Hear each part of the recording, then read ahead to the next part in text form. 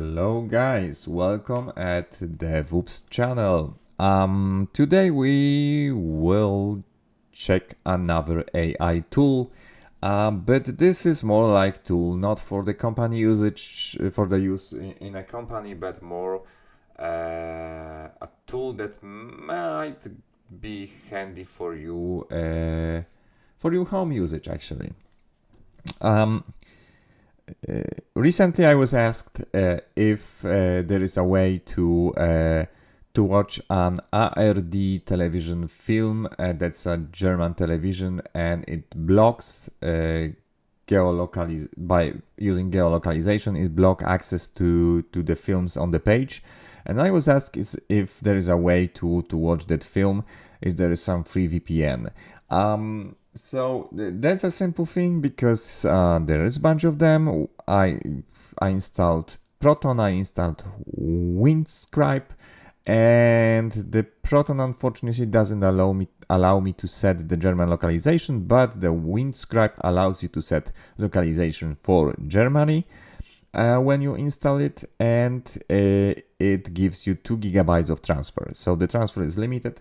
But it's free up to even 10 if you confirm the email, and you can set up German country.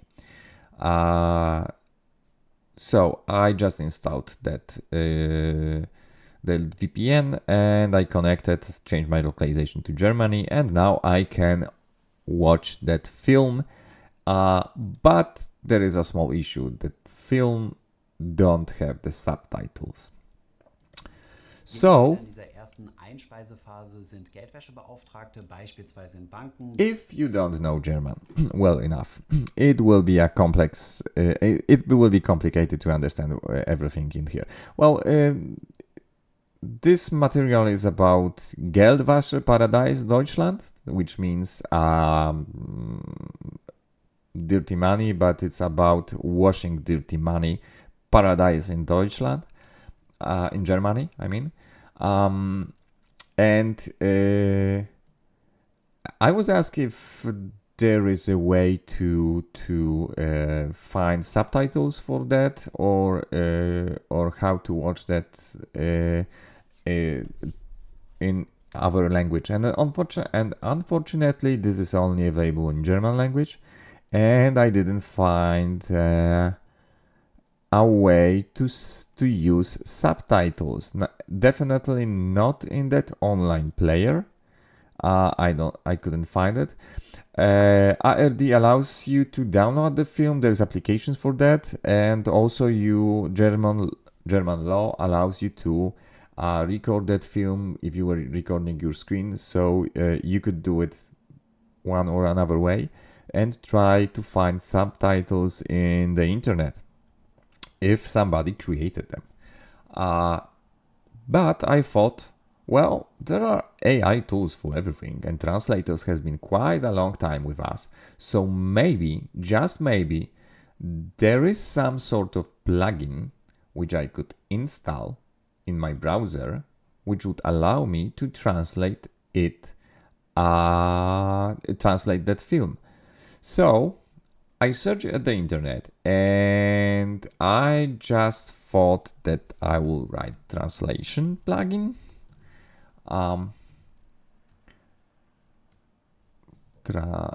Sorry, this is not the it's not the store. So I will just search for the translation, and there is a bunch of them you can review. I already checked one, which was called Vitor Translate.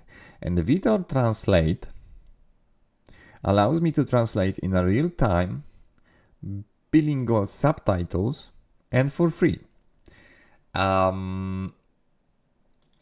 You can go to their website, and it supports 19 languages. And it supports Hindi, Indonesian, Chinese, Turkish, Thai, Russian, and others. So I was interested in German language, and it's supported.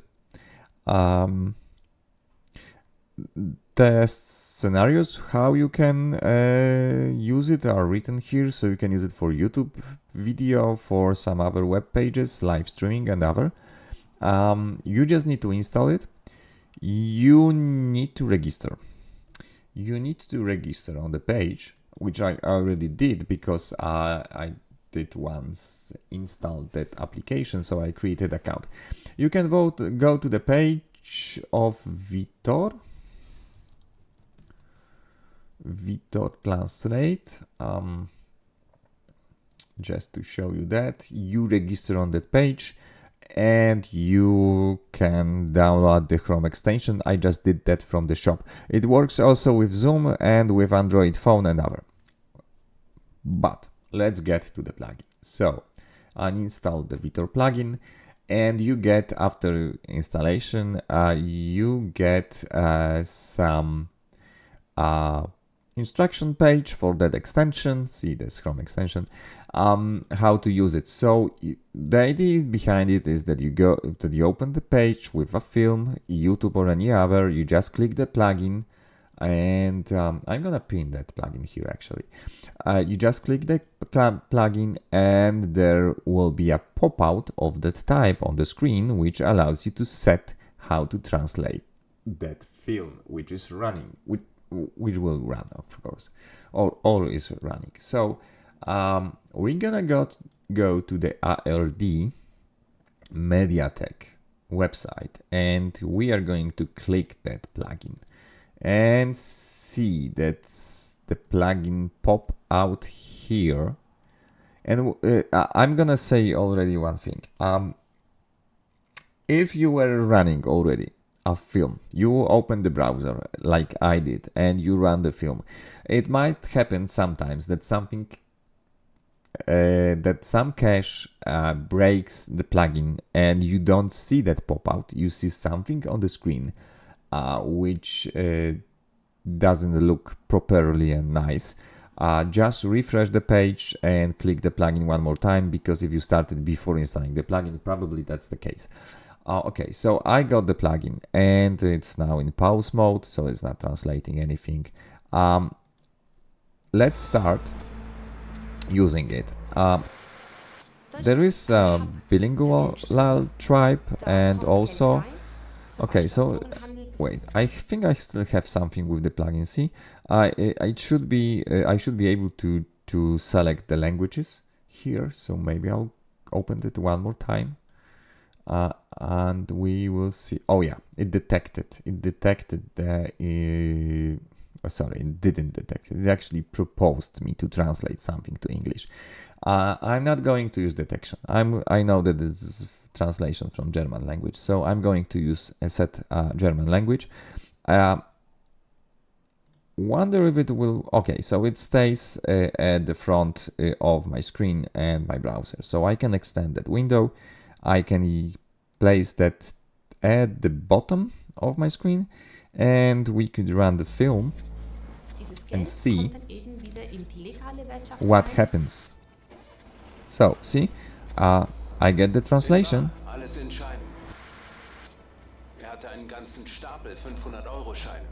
It's a bit difficult to read at the moment.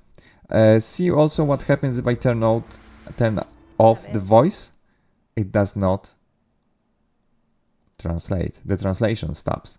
It does not translate the film. So it uses sound setting and data to translate that what is being spoken in the film. Seriously. Okay, so person is talking something, and definitely there is someone is talking there. I'm just showing this one more time because maybe there was nobody was speaking for a second, but this person is definitely talking and there is no translation here. If I turn off the sound, the translation continues. You can turn off the bilingual language, so it will not show the German text. It will only display the English one. Of course, you can choose some settings about the font, so you can make it look more comfortable for Einige you Spieler to in dieser read. ersten Einspeisephase sind There are a bit Geldwäschebeauftragte, limited those beispielsweise Banken, settings, die sich suspekte Transaktionen anschauen, um dann but herauszufinden, wie still hier illegal it Geld works. eingespeist wird. And I want to talk about one more thing, because we already are. I'm already showing you a plugin for the browser. So as I am showing you plugin for a browser, I would like to talk a bit about security in browsers. This will be very useful for you, and eventually if you are running a company or you are working in IT. But anyway, anywhere you are working, actually, it doesn't matter. This should be part of training, of security trainings for your employees also, so that they were aware of what's going on, because people are using today browsers, they install plugins, and everything seems fine until somebody gets their money stolen from their bank account or their trading platform, or their Bitcoin vanish somehow from their wallet. The thing behind this, modern browsers allow you to open new websites in the sandboxes. So basically, with a kind of simplification, any website, or more precisely, any domain you open will be one process, and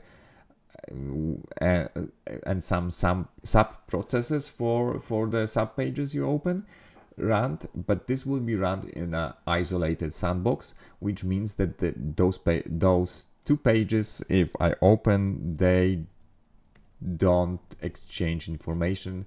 If there was some script running on one page, it won't have access to your other page, if which you open in our browser. So this isolation of processes increases security.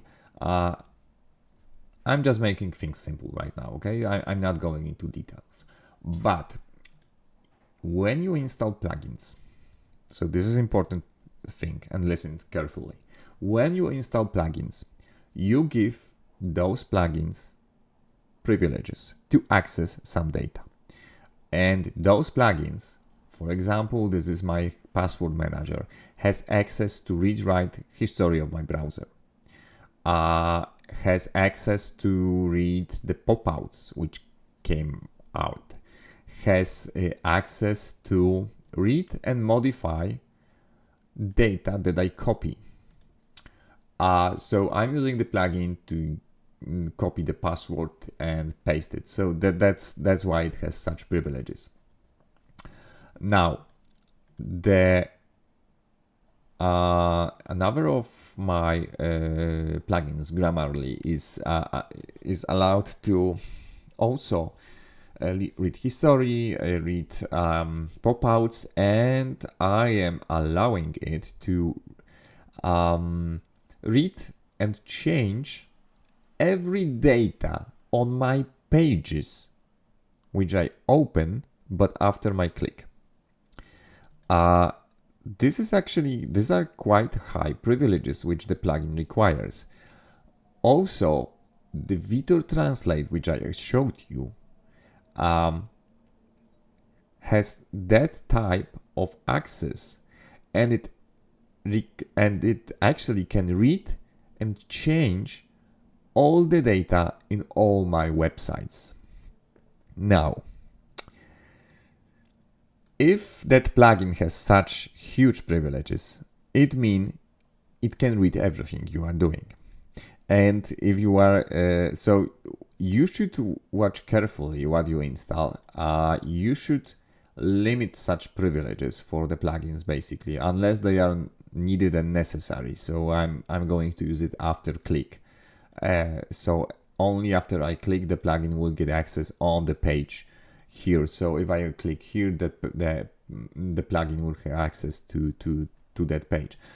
The thing is that I want to go back here. The thing is that if you are using such plugin and you are using at the same time, I don't know, your bank account, your trading platform, it it causes a threat for you, for the security of your platforms for trading and other. So basically, you should not do it. If you want to use a bank account or a trading platform, use incognito modes in the browsers, because the incognito mode, right at the moment I'm going to talk about only Chrome, but you can check it by yourself. Just write the name of the browser and ask if does incognito mode blocks privileges for the plugins, and let's see what it will find. Yeah, so by default, I already know that the extension privileges are being blocked in incognito modes. The same probably goes for any other. You can check that by yourself if you are using any other browser. And this provides a security for your bank accounts, for platforms you are using. Now, let's get to the example. Why? And I'm saying, what can happen if you install the plugin? Well, you install the plugin, you limited the privileges, and you are happy about it. You say, okay, nothing bad is gonna happen, right? Well, let's get back to the store with extensions, and this is not going to be only a Google store. This will be any store with extensions. Those plugins are not prepared by Google, or with some exceptions, because maybe there is some Microsoft plugins. So well, it's called Microsoft Editor, but is it made by Microsoft?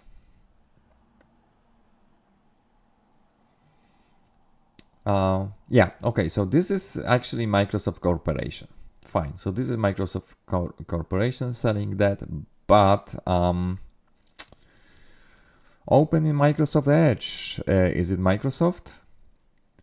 No, it's not Microsoft. So even if it's written in Microsoft, open in Microsoft, anything else, it doesn't mean that this is a provider which is, let's say, safe, checked, which is a verified provider, and so this can be, developers can publish this code. And what happens next? The Google Store, Chrome Store, checks the code of the application, but it doesn't mean that it happens immediately. It doesn't mean, maybe it is right now. I didn't publish the code in the Chrome, but I'm sure that this code is being rechecked from time to time, which means that it's rechecked when the job runs again through the application. The testing job of the code runs once again through the application. There is a lot of application in the store, so it doesn't mean that it is checked immediately. It can be checked after hours from the update, after day from the update, or maybe after couple days from the update in the application. So here is the story. There was a case of a group of hackers who made a proposition, made an offer for a developer who had an application with couple thousand of users. It's not huge amount of users, but it was still couple thousand of users, let's say like 4,000.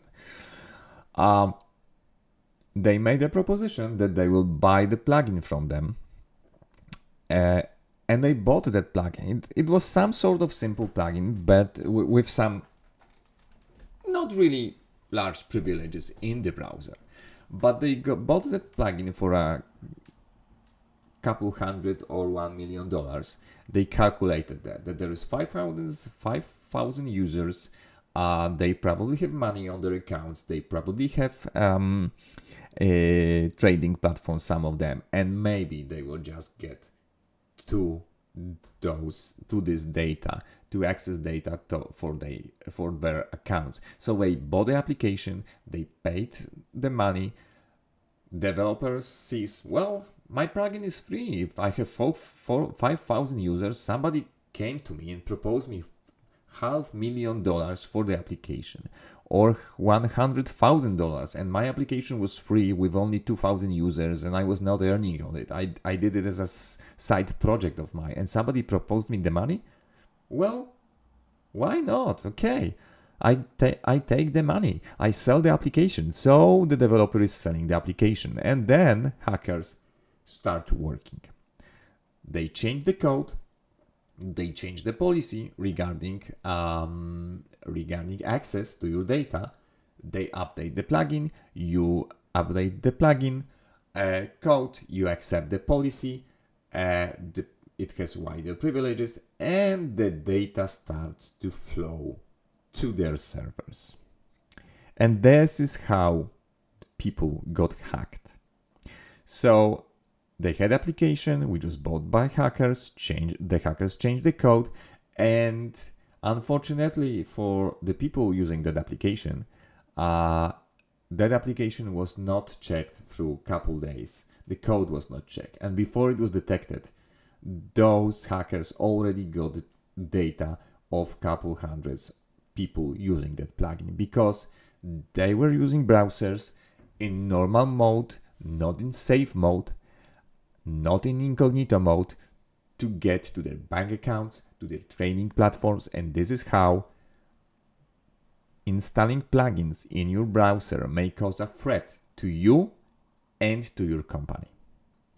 So you won't be able to control fully your coworkers from how and what they do on their PCs, but you can inform them, you can train them, you can talk about them, even by spending short time during a month. When you will spend that recording is taking 22 minutes to show AI tool and talk about security of plugins, and this awareness is most important in all the companies, not only IT ones. So if your coworkers are using browser, you should just inform them how the extensions and plugins work in those browsers. What can be the threat of using them? Because, for example, Grammarly is a very popular plugin. It's a great plugin. I'm also using that to translate some of the text I write or reply.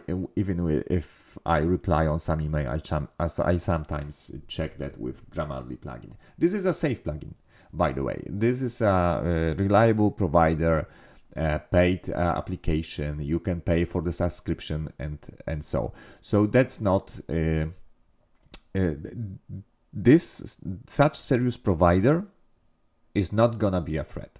I'm only talking about a threat regarding some small applications with let's say a low number of users which you install in your browser.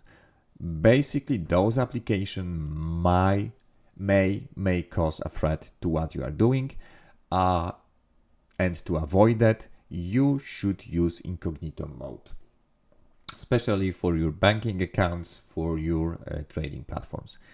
I repeated that a couple times during this recording, but it's very important from user perspective and user safety. And for the managers of the company, please don't forget about security trainings for your employees, and so do such trainings from time to time. Repeat that simple things really matter, and the awareness is the best method to protect your company. One of the best methods. Of course, you should also take care of security more seriously, and not only trainings are important, but you should have some security officer. But still do the trainings. Simple 1 hour per month, per 2 months, and so just to remind people how to use the application. So finally they will learn.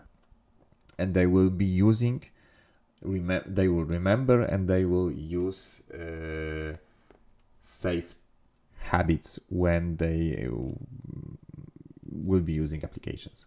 So that's end of this recording about the AI tool for translation, and talk about security in browsers and plugins. I hope this was interesting for you. Maybe I will do just a separate recording about security. It just happened that I started to talk about the plugin, and then I reminded myself that maybe I should talk also about security. Now, thank you for watching. Have fun using the tool if you need to translate some film from Chinese to your language or to English. Take care and bye.